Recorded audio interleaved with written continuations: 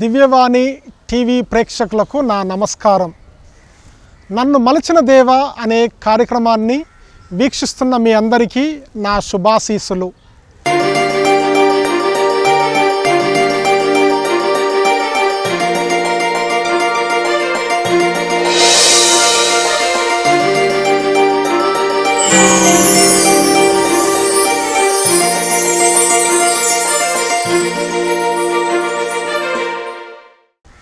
నా పేరు father Paladugu Joseph.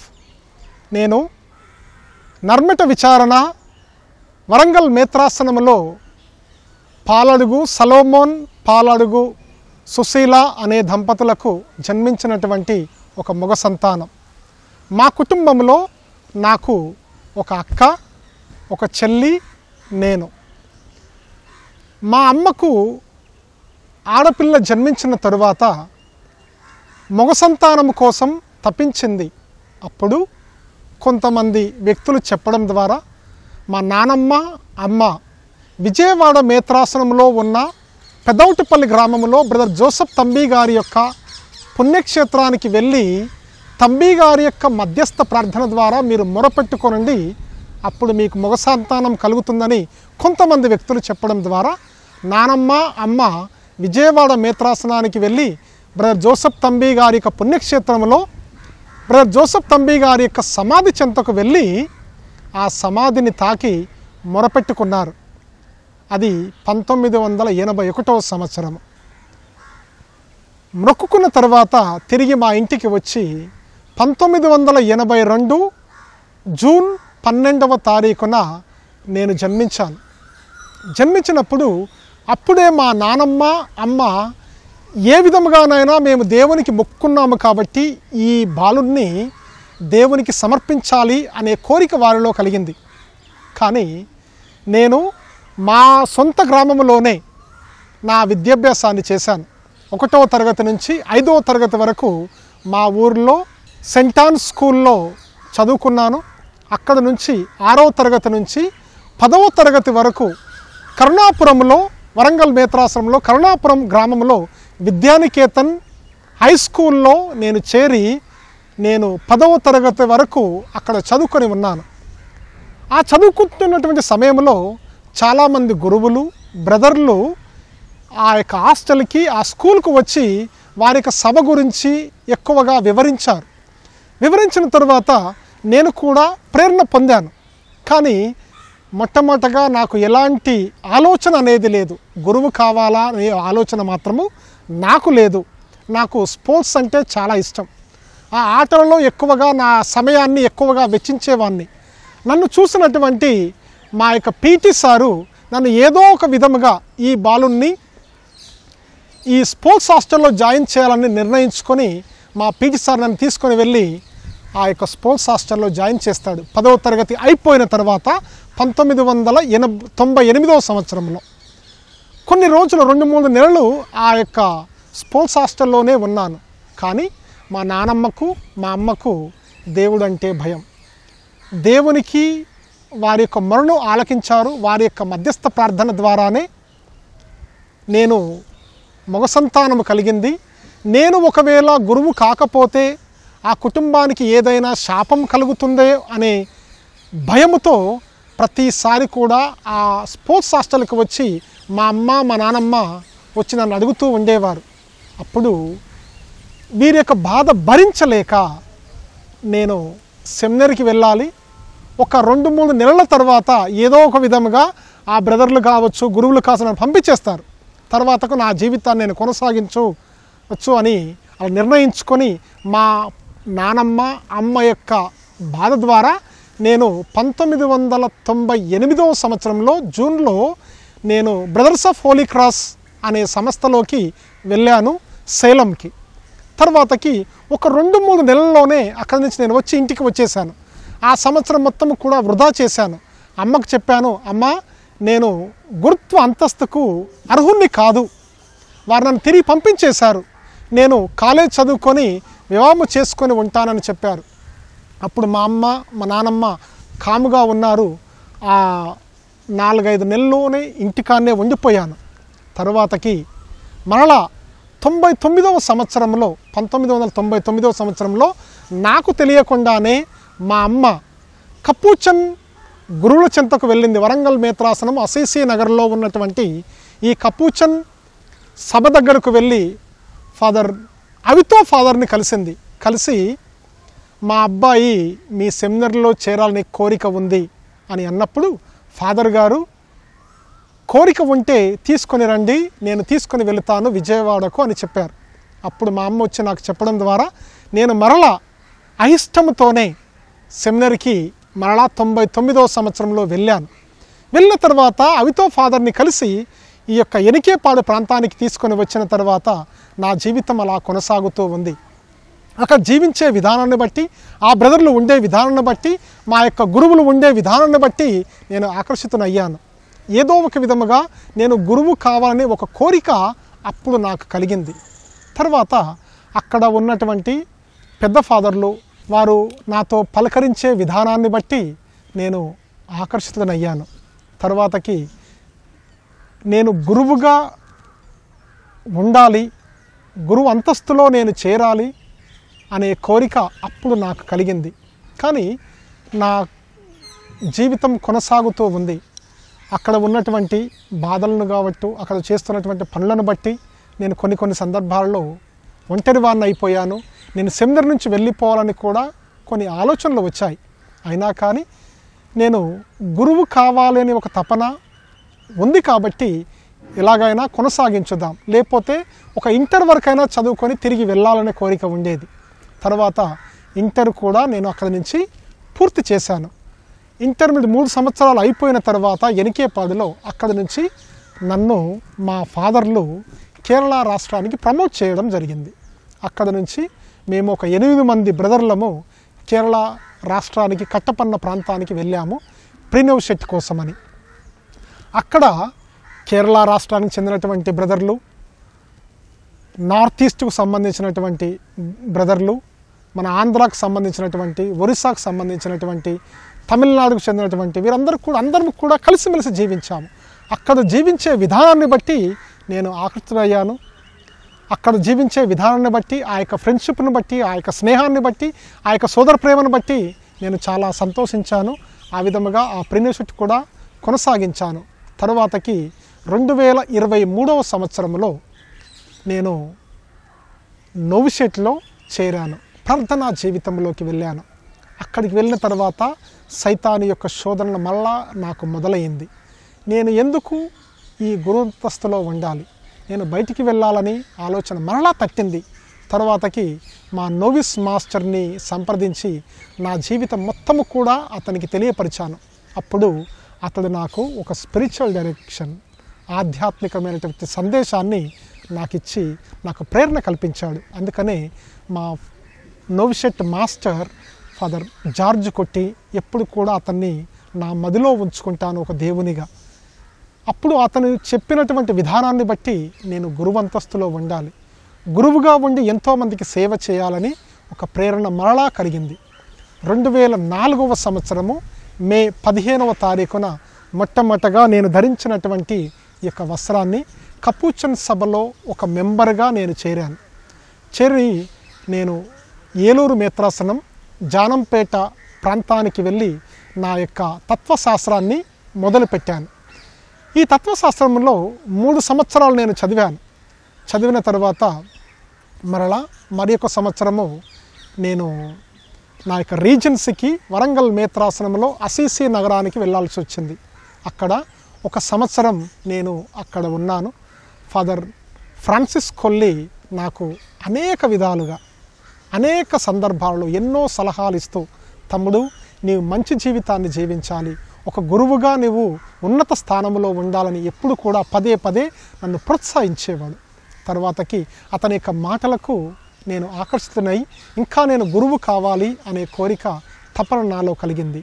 తరువాతకి నేను ఆ వరంగల్ మేత్రాసనంలో అసీసీ ప్రాంతం నుంచి మరలా నా థియాలజికల్ స్టడీస్ కోసమని మనము ఏలూరులో జానంపేట ప్రాంతానికి వెళ్ళి ఆ 3.5 సంవత్సరాలు నా యొక్క థియాలజీ చదువులు నేను ముగించుకున్నాను.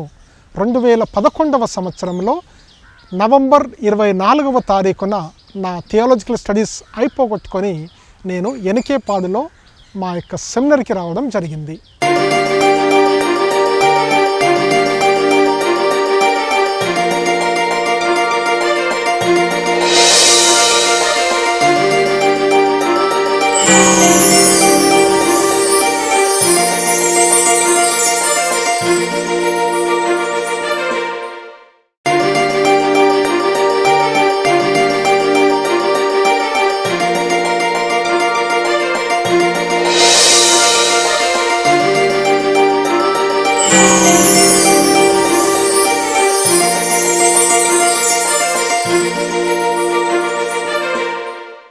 నా గురుత్వ విద్యాభ్యాసంలో ఎన్నో కష్టాలు ఎదురయ్యాయి, ఎన్నో బాధలు ఉన్నాయి.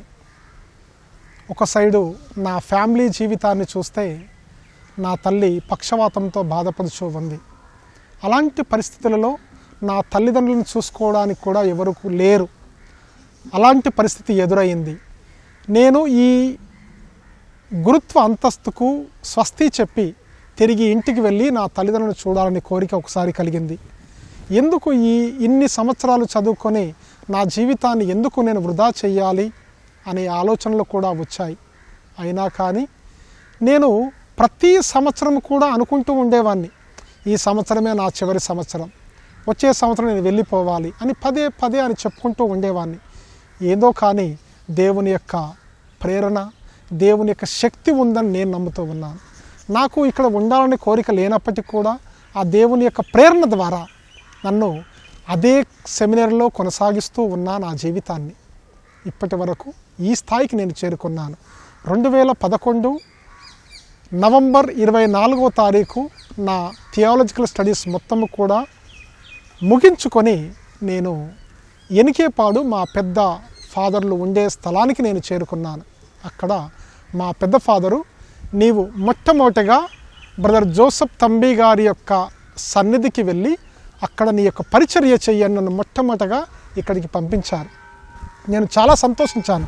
ఎందుకంటే మా మమ్మీ, మా అమ్మ, మా నానమ్మ ఇద్దరు కూడా మొక్కుకొనడం ద్వారానే ఈ తంబి గారి యొక్క స్థలానికి నేను వచ్చి వారి యొక్క మధ్యస్థ ప్రార్థన ద్వారా నేను జన్మించినటువంటి వ్యక్తిని తిరిగి ఇదే ప్రాంతానికి వచ్చి పరిచర్య చేయడం ద్వారా నేను ఎంతో సంతోషించాను. తర్వాతకి ఒక 10 నెలలు ఇక నేను సహాయం చేశాను. 2012వ సంవత్సరము అక్టోబర్ 11వ తారీఖున నేను గురువుగా అభిషేకించబడ్డాను.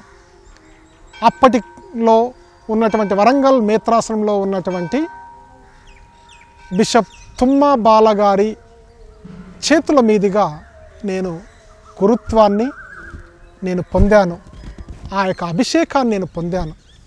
ఆ రోజున మా గ్రామానికి చెందినటువంటి బిషప్ గారు, బ్రదర్ బిషప్ తుమ్మా బాల గారు, నా ఆర్డినేషన్ రోజే తుమ్మా బిషప్ గారు చెప్పినటువంటి ఒకే ఒక మాట, జోసెఫ్ నీవు మన గ్రామంలో జన్మించావు, ఈరోజు అభిషేకం పొందావు, దేవునికి ప్రియమైనటువంటి బిడ్డగా జీవించు అని ఒకే ఒక మాట చెప్పాడు. సో అది నేను ప్రేరణగా తీసుకొని ప్రతినిత్యము కూడా ఇతరులకు సహాయం చేయాలి అని, ఏదో నాకు తోచినట్లుగా వారిని దీవించాలని దేవుని యొక్క సువార్తను బోధిస్తూ ఇతరులకు సహాయం చేస్తూ నా జీవితాన్ని నేను కొనసాగిస్తూ ఉన్నాను. మా గ్రామంలో నేను గురువుగా అభిషేకించబడిన తర్వాత మా అమ్మ ఆ స్టేజ్ ముందే వీల్ చైర్లో ఉంది. మా నానమ్మ మా అమ్మ పక్కనే కూర్చొని ఉంది. వారిరువురు కూడా తంబి గారి యొక్క మధ్యస్థ ప్రార్థన ద్వారా మొక్కుకున్నటువంటి సంతానం నేను కలిగాను కాబట్టి వారి యొక్క మాట నెరవేర్చింది, వారు దేవునికి ఇచ్చినటువంటి మాట నెరవేర్చబడింది అని వారు ఎంతో సంతోషించారు. అమ్మ లేవలేనటువంటి పరిస్థితిలో ఉన్నా కానీ ఆమె ఆ వీల్ చైర్లో కూర్చొని ఆమె ఆ యొక్క ఆనందంలో ఆనంద బాష్పాలతో తన యొక్క కంటి నిండా నీరు వస్తూ ఉంది. అది చూసి నేను ఆశ్చర్యపోయాను. మా నాన్నమ్మ చెప్తూ ఉండేది, అయ్యా నువ్వు తప్పనిసరిగా గురువు కావాలి, నేను దేవునికి ప్రమాణము చేశాము నువ్వు గురువు కావాలి అని. నువ్వు గురువు అయి ఒక పూజ చేసిన తర్వాత నేను చనిపోతే నా జీవితం ధన్యమవుతుంది అని మా నాన్నమ్మ కూడా ఎన్నోసార్లు చెప్పేది. కానీ ఎప్పుడైతే మా నాన్నమ్మకు 4 స్ట్రోక్లు వచ్చాయి, మనుషుల యొక్క జీవితంలో చూస్తే ఒక 3 స్ట్రోక్లకి అందరు చనిపోతూ ఉంటారు.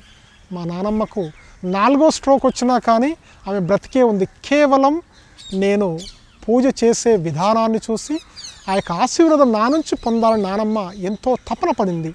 నేను ఆ మొట్టమొదటి దేవబలి పూజ చేసిన తర్వాత నానమ్మ వచ్చి నన్ను అత్తుకొని నా కాళ్ళు ముద్దాడింది.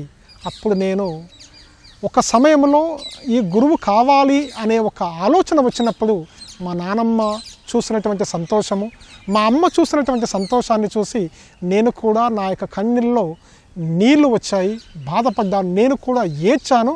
నాకు కూడా ఆనంద బాష్పాలు ఆగలేకపోయాయి. 2012 అక్టోబర్ 11వ తారీఖున నేను గురువుగా అభిషేకించబడ్డాను. తరువాతకి మా కపూచన్ సభకు చెందినటువంటి మా ప్రొవిన్షియల్ గారు నన్ను మొట్టమొదటగా కర్నూలు మేత్రాసనం చాప్రేవుల విచారణలో సహాయక గురువుగా నన్ను అక్కడ ఉంచారు. అక్కడ దేవుని యొక్క పరిచర్యను నేను మొదలుపెట్టాను. మొట్టమొదటిగా నేను గురువుగా అభిషేకించబడ్డాను కాబట్టి ఎక్కువగా పూజలు చేయాలని తపన, కోరిక ఎక్కువగా ఉంటూ ఉండేది. అక్కడ నేను అనేక గ్రామాలకు వెళుతూ, అనేక కుటుంబ ప్రార్థనలకు వెళుతూ దేవుని యొక్క పరిచర్య నేను చేస్తూ ఉండేవాడిని. అక్కడ నా జీవితాన్ని చాలా సాఫీగా, సంతోషముగా కొనసాగించింది. 2 సంవత్సరాల తరువాత 2015వ సంవత్సరంలో మా యొక్క ప్రొవిన్షియల్ ఫాదర్ గారు నన్ను మొట్టమొదటగా నెల్లూరు మేత్రాసనం వెంకటగిరి విచారణలో విచారణకర్తలుగా నన్ను పంపించారు. పంపించిన తర్వాత నా యొక్క సేవను నేను కొనసాగిస్తూ ఉన్నాను. అక్కడ నా సేవను కొనసాగిస్తున్నటువంటి సమయంలో నా యొక్క వొకేషన్కి ఒక ప్రాబ్లం వచ్చింది. అదే మా కమ్యూనిటీ లైఫ్లో ఉన్నటువంటి ప్రాబ్లమ్స్. మా కమ్యూనిటీలో 4 బ్రదర్స్ ఉన్నాము. అందులో ఒకరినొకరికి పడక నాకు చాలా ఇబ్బందులు గురయ్యాను. తర్వాతకి ఏంటి ఈ జీవితం అని మరలా లేనిపోని ఆలోచన, సైతాను శోధన నాకు ఎదురయ్యింది. అప్పుడు సెమినర్లో ఉండాలా, వెళ్ళిపోవాలా, గురుత్వస్థానంలో ఉండాలా, వెళ్ళిపోవాలని అనే ఆలోచన పదే నన్ను తడుతూ ఉంది. ఆ సమయంలోనే 2015 అక్టోబర్ 2వ తారీఖున మా అమ్మ మరణించింది. ఆ మరణించినప్పుడు కూడా ఆ బాధ, ఈ కమ్యూనిటీ బాధ 2 కూడా నాకు చాలా ఇబ్బందులకు గురయ్యాయి. నేను ఇక్కడ ఉండాలా వద్దా, వెళ్ళిపోవాలా అనే ఆలోచన వస్తూ ఉంది. అప్పుడు నా యొక్క ఆధ్యాత్మిక గురువు అయినటువంటి మా కపూచన్ సభకు చెందినటువంటి గురువు ఫాదర్ దేవదాస్ గారు నా యొక్క ఆధ్యాత్మిక గురువు. అప్పుడు నేను చెప్పాను, అందరికీ కూడా చెప్తున్నాను, నేను ఇక్కడ ఉండదలుచుకోలేదు, వెళ్ళిపోవాలని నిర్ణయించుకున్నాను. అలా సమయంలో ఫాదర్ దేవదాస్ ఫాదర్ గారికి ఫోన్ చేసి నేను చెప్పాను, ఫాదర్ గారండి, నేను కపూచన్ సభలో ఉండాలనే కోరిక నాకు కలగడం లేదు, ఇక్కడి నుంచి వెళ్ళిపోవాలి అనే ఒక ఆలోచన నాకు తట్టింది అని అన్నప్పుడు ఫాదర్ దేవదాస్ ఫాదర్ గారు ఒకే ఒక మాట చెప్పాడు నాకు, జోసెఫ్, ఒక వారం రోజులు ఓపిక పట్టు, నేను ఆ ప్రాంతానికి వస్తానని చెప్పాడు. అయినా కానీ ఫాదర్, మీరు మాకు ఆధ్యాత్మిక గురువు కాబట్టి నేను మీకు ఒక ఇన్ఫర్మేషన్ ఇస్తున్నాను అని చెప్పడం వరకే చెప్తున్నాను ఫాదర్ గారండి, నేను రేపు పొద్దున వెళ్ళిపోవాలి, నా లగేజ్ మొత్తం కూడా ప్యాక్ చేసుకొని నేను నిర్ణయించుకున్నాను అని అన్నప్పుడు అదే రాత్రి ఫాదర్ దేవదాస్ గారు వెంకటగిరి ప్రాంతానికి వచ్చారు. వచ్చి నా బాధలన్నీ కూడా తెలుసుకొని తిరిగి ఎనికేపాడు ప్రాంతానికి వచ్చి అక్కడ ప్రొవిన్షియల్ వారి కౌన్సిలర్స్ అందరికీ కూడా నా బాధను వ్యక్తం చేశారు. అప్పుడు అక్కడ నుంచి నాకు ట్రాన్స్ఫర్ ఇవ్వడం జరిగింది. అక్కడ నుంచి మరలా నేను చాప్రేవుల విచారణకు మరలా తిరిగి నేను వెళ్ళాను. ఒక మెంబర్గా, కమ్యూనిటీలో ఒక మెంబర్గా, ఒక సభ్యునిగా వెళ్ళి 2 సంవత్సరాలు నా జీవితాన్ని అక్కడ కొనసాగించాను. ఆ 2 సంవత్సరాలు కూడా చాలా సంతోషంగా నేను ఉన్నాను. 2017వ సంవత్సరంలో మరలా మా కపూచన్ సభలో అన్నీ కూడా ట్రాన్స్ఫర్ జరుగుతూ ఉన్నాయి. ఆ సమయంలో నన్ను ఈ బ్రదర్ జోసెఫ్ తంబి గారి పుణ్యక్షేత్రంలో సేవలు అందించాలని ఒక కోశాధికారిగా నన్ను ఇక్కడికి పంపించారు. ఫాదర్ దేవదాస్ ఫాదర్ గారు రెక్టర్గా కూడా ఇక్కడికి వచ్చారు. నేను చాలా సంతోషించాను. ఈ 3 సంవత్సరాలు కూడా నా జీవితం చాలా సుఖముగా, సంతోషముగా జరుగుతుంది అని ఎంతో ఆతృతతో, ఉత్సాహంతో దేవదాస్ ఫాదర్ గారు, నేను, ఇన్నబాబు ఫాదర్ గారు ఇక్కడికి వచ్చి దేవుని యొక్క పరిచర్యలు చేశాము. అక్కడ ప్రొవిన్షియల్ ఫాదరు ఇక్కడ ఉన్నటువంటి ఔటపల్లి పుణ్యక్షేత్రాన్ని మొత్తం కూడా పరిశుభ్రం చేస్తూ ఎన్నో రెనోవేషన్ వర్క్లు చేస్తూ నేను బిజీగా ఉండి ఈ అన్నిటిలో కూడా నేను పాలు పంచుకొని ఎంతో సహాయం చేశానని ఒక తృప్తి నాలో ఉంది. తంబి గారి యొక్క మధ్యస్థ ప్రార్థన ద్వారా నేను జన్మించినటువంటి వ్యక్తి ఈరోజు ఇదే పుణ్యక్షేత్రంలో సేవలు అందిస్తూ దేవుని యొక్క పరిచర్యలో పాల్గొంటూ ఈ అభివృద్ధి కార్యక్రమంలో ఒక మెంబర్గా ఉన్నాను అంటే ఎంతో సంతోషిస్తూ ఉన్నాను. 2017 సంవత్సరం నుంచి 2020 సంవత్సరం వరకు ఈ అభివృద్ధి కార్యక్రమంలో పాలు పంచుకోవడం నాకు సంతోషంగా ఉంది. తరువాతకి కరోనా వచ్చింది. ఈ కరోనా సమయంలో కూడా ఎన్నో ఇబ్బందులకు గురయ్యాము. ఇక్కడ ఎలాంటి అందరూ కూడా చాలా బాధపడుతూ ఉన్నారు. ఆ 2020 సంవత్సరంలో నాకు మరలా ట్రాన్స్ఫర్ వచ్చింది. ఇక్కడ నుంచి నేను కడప పీఠానికి మేత్రాసనంలోకి వెళ్ళి సిద్ధవటం అనే ప్రాంతంలో విచారణకర్తలుగా అక్కడ పనిచేశాను. అక్కడ ఎంతమంది జనాలు లేనప్పటికీ కూడా ఆ 2-3 గ్రామాలతో చాలా సంతోషముగా నేను జీవించాను.